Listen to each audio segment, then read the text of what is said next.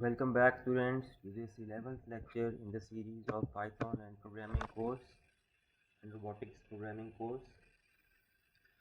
So I'll continue from where I left off yesterday. There's something I wanted to do yesterday, but I couldn't do it because my recording got stuck. It's regarding how you name your variables when you are creating them.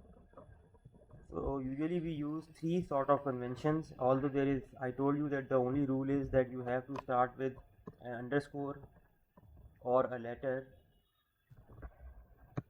but there are a few more rules that we need to cover. Firstly,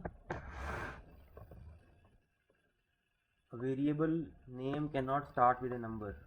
Okay, it has to start with a letter or an underscore. That's rule number one. Then rule number two is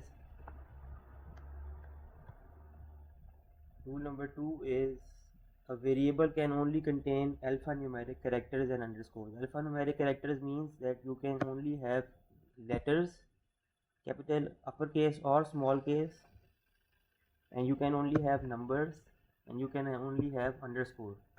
You cannot have fancy things like you cannot have at, you cannot have dollar sign, you cannot have percentage sign, you cannot have this sign. Okay, you cannot have any of these signs. That will lead to an error. So, and also variable names are case sensitive, meaning if you write AGE small, Python will interpret this as one variable, and if you type capital Age with a capital A, Python will interpret this as another variable, not the same variable. Okay, so and if you write AGE all in capital, that will be a different variable. So Python variables are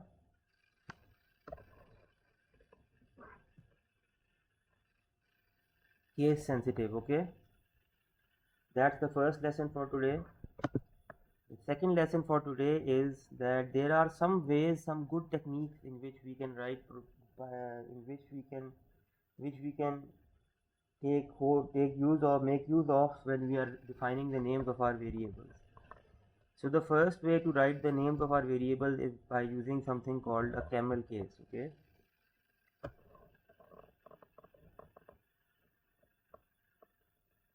In the camel case, you write the first, if you have a variable that has several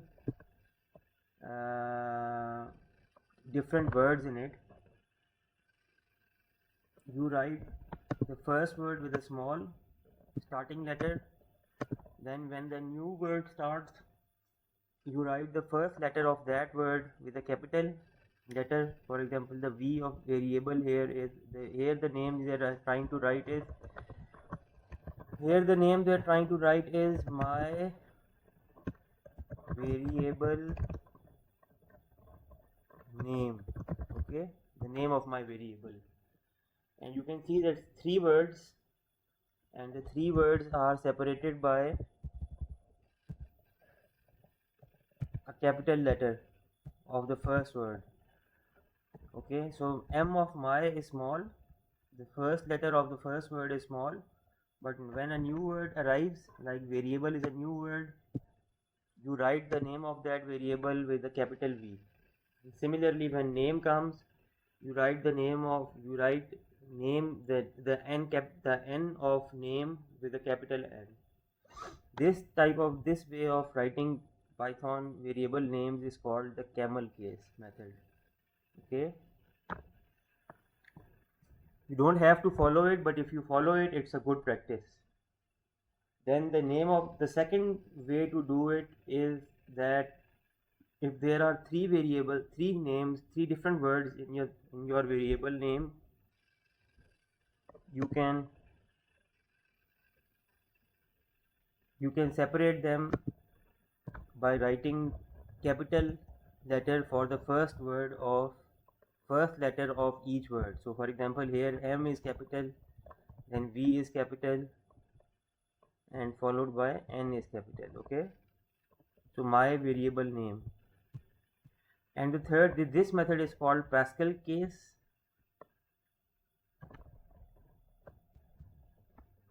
And the third method is you use what is called a snake case method. And in the snake case method, you separate each new word by you separate two different words by an underscore. So my variable name would become my underscore variable underscore name is equal to John. Okay, that's three conventions that are commonly used in defining in writing the names of your variables when they contain more than one word. Okay, if it's just age, you don't need to write anything. You can write any way you want. But if it's my age, you can write it in three different ways. My with a small m, age with a capital A, my m with a capital M, and age with a capital A.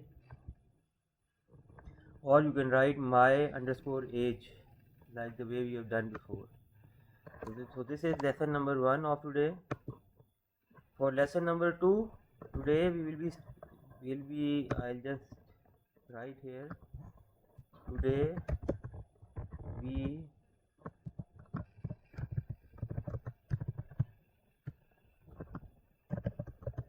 start looking at string in detail. Okay, so this is a new lecture and a new topic is starting today. We have done the basic or introductory topic. So today we'll start looking at strings in detail. Okay. So the first method thing I want you guys to recall is that when we want to print a string, we simply write the print statement, then we write the inverted commas, and in between we write whatever string we want to write. So for example, I am Javed. Okay, that's a string, right? So I'm gonna press play and I am Javed should appear here in a minute. While that happens, let me tell you something else. You can even write strings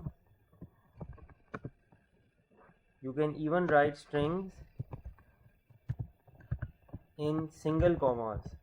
So far we have been using double inverted commas, right? We've been using double inverted commas, but you can even use single inverted commas. So I'm gonna write in the same statement in single inverted commas. Okay, so single inverted commas, I am Yavar, and again the result should be the same thing, because when you're writing a string you can use double inverted commas as we have been using so far, and you can also use single inverted commas. And now I'm going to press play and the same thing is going to be printed out. Okay, so this thing in the double inverted commas and this thing in the single inverted commas, they are both equal. Okay,